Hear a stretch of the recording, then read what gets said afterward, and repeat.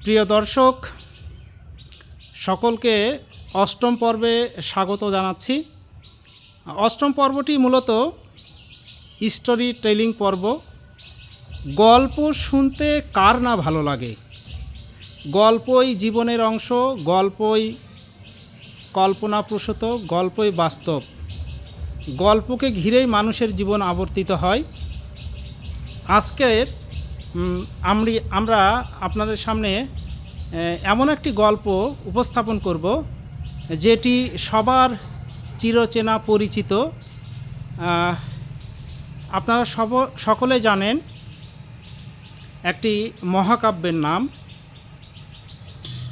তো মাইকেল মধুসূদনের লেখা মেঘনাদ বধ কাব্যের বিভীষণের প্রতি মেঘনাদ, এই মহাকাব্যের অংশবিশেষ আজকে শুনব।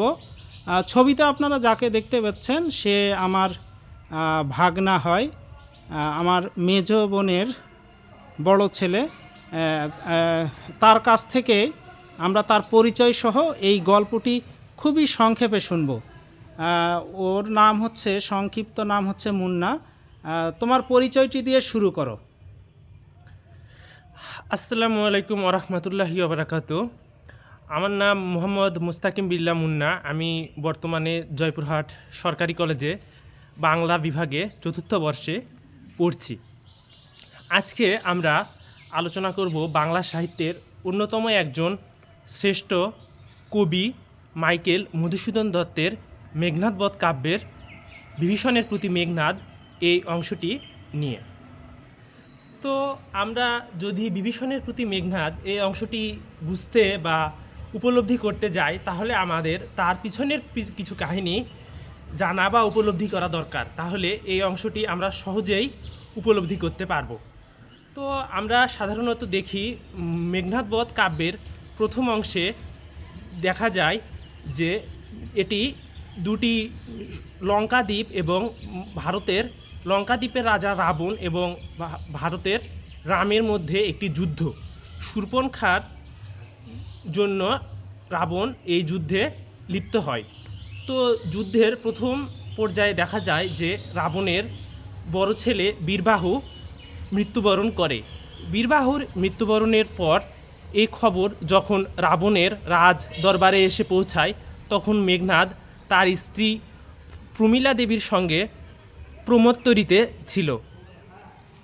যাই হোক, প্রমত্তরী থেকে মেঘনাদ ভাইয়ের মৃত্যুর প্রতিশোধের জন্য এগিয়ে আসে। তখন মেঘনাদের একটি বিশেষ বৈশিষ্ট্য ছিল যে মেঘনাদ যদি নিকুম্ভিলা যজ্ঞাগারে কোনো যজ্ঞ সম্পূর্ণ করে কোনো যুদ্ধে অবতীর্ণ হতো, তবে সেই যুদ্ধে তাকে কেউ হারাতে পারত না। আর এই খবরটি বিপরীত প্রতিপক্ষ রাম এবং লক্ষ্মণের কাছে পৌঁছে দেওয়া হয়। তখন রাম এবং লক্ষ্মণ বিভীষণের সাহায্য নেয় মেঘনাদকে হারানোর জন্য। তো এটি দেবতারা জেনে গেছিল যে মেঘনাদ যদি কোনোভাবেই নিকুম্ভিলা যজ্ঞাগারে তার যজ্ঞ স্বয়ংসম্পূর্ণ করতে পারে বা সম্পূর্ণ করতে পারে, তাকে কোনোভাবেই এ যুদ্ধে রাম বা লক্ষ্মণ হারাতে পারবে না। তো তারা এই সুযোগটি কাজে লাগানোর জন্য বিভীষণের সাহায্য নেয়। আর এই বিভীষণের সাহায্য নেয়ার পর্বটি বিভীষণের প্রতি মেঘনাদ অংশে সুন্দর করে কবি মাইকেল মধুসূদন দত্ত উপস্থাপন করেছেন। আমরা একটু সে অংশে চোখ বোলাবো। মাইকেল মধুসূদন দত্ত এখানে এটি উপস্থাপন করেছেন যে মেঘনাদ যখন নিকুম্ভিলা যজ্ঞাগারে কঠোর সাধনা এবং যজ্ঞে ব্যস্ত, তখন বিভীষণ পিছন থেকে লক্ষ্মণকে সে যজ্ঞাগারে ঢুকিয়ে দেয় এবং তার মাথায় একটি দণ্ড দিয়ে আঘাত করে। তখন মেঘনাদ পিছনে ফিরে দেখে যে লক্ষ্মণ সেই যজ্ঞাগারে প্রবেশ করেছে এবং তার যজ্ঞটি অসম্পূর্ণ করে দিয়েছে। তখন সে বিভীষণকে সেই জায়গায় উপস্থিত দেখে বিভীষণের বুঝতে পারে যে এটি চাচা বিভীষণের ষড়যন্ত্র এবং বিভীষণ রাম এবং লক্ষ্মণের পক্ষ অবলম্বন করেছে। তখন মেঘনাদ কঠোর ভাষায় সমালোচনা করে বলে যে চাচা, আপনি রাবণের ভাই, ভ্রাতুষ্পুত্র বাসব বিজয়ী মেঘনাদের চাচা, কিন্তু তারপরেও এত বড় সাম্রাজ্যের একজন সম্মানিত ব্যক্তি হওয়া সত্ত্বেও আপনি কেন নিম্ন রাম এবং লক্ষ্মণের পক্ষ নিলেন?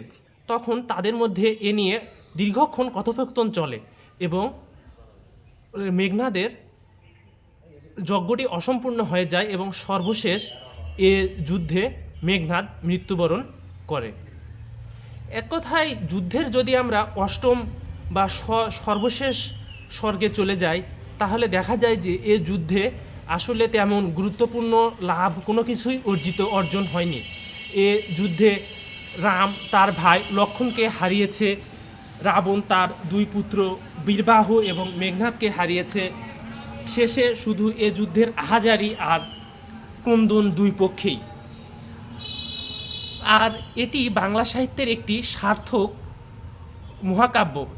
এটি সেই সব দিক বিবেচনায় সার্থক মহাকাব্য যে একটি সার্থক মহাকাব্য হতে গেলে যেসব রূপ বা গুণ বা বৈশিষ্ট্য থাকতে হয়, তার সকল রূপ গুণ বৈশিষ্ট্যই অঙ্কিত করেছিলেন মাইকেল মধুসূদন দত্ত এই মহাকাব্যটিতে। যেমন এখানে তিনি স্বর্গ, মর্ত্য, পাতাল সব কিছুরই ব্যবহার করেছেন। এখানে তিনি মেঘনাদকে ক্ষত্রিয় বীর হিসেবে, রাবণকে ক্ষত্রিয় যোদ্ধা, বীরবাহুকে ক্ষত্রিয় যোদ্ধা হিসেবে দেখিয়েছেন। এখানকার এই মহাকাব্যের ভাষাগুলো তিনি অত্যন্ত ওজস্বীপূর্ণ এবং গুরুগম্ভীর ভাষায় ব্যক্ত করেছেন। বাংলা সাহিত্যের অনেক সাহিত্যিকই মহাকাব্য লেখার চেষ্টা করেছে, কিন্তু মাইকেল মধুসূদন দত্তের মতো রূপ, গুণ, মাধুর্য এবং সর্বাধিক বিবেচনায় খুব কম কাব্যই তা অতিক্রম করেছে। তাই এটি নিঃসন্দেহে বাংলা সাহিত্যের একটি সার্থক মহাকাব্য। ধন্যবাদ সকলকে।